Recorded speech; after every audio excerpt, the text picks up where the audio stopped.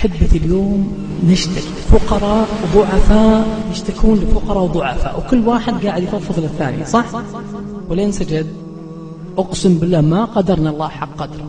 عندنا مشكلة مع السجود، وإذا كان عندك مشكلة في إطالة السجود عندك مشكلة في حياتك كلها. أحبتي ليش إذا شكينا للناس تلقى الواحد يطلع قلبه وهو يتكلم، لا شكل العزيز ساجد يرفع بسرعة، وحتى وهو ساجد بين يدي الله من قلة الأدب مع الله يفكر في الناس وين بيروح بعدها وين بيكلم وين بيشتكي له. والله جل جلاله يقول يا أيها الناس أنتم الفقراء إلى الله. خذ الآية يا أيها الذين آمنوا، يا أيها الذين آمنوا استعينوا بالصبر والصلاة إن الله مع الصابرين. مع الصابرين.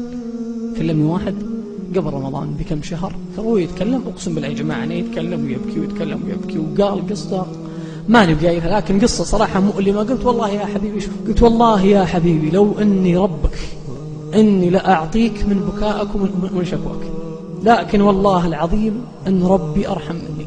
لكن تقدر تكفى حط تحتها مليون خط. قلت تقدر تقول الكلام اللي قلته لي بنفس الطريقة وانت ساجد، تقدر البكاء ذا ويطلع لله وانت ساجد لحالك، أقسم بالله ما يردك سبحانه.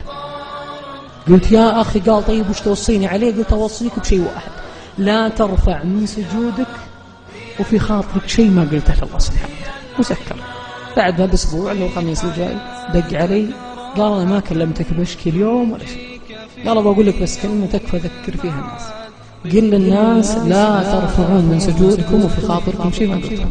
تنال السعادة والرشاد، تسقي حياتك راحة، تنجيك في يوم المعاد. قف للإله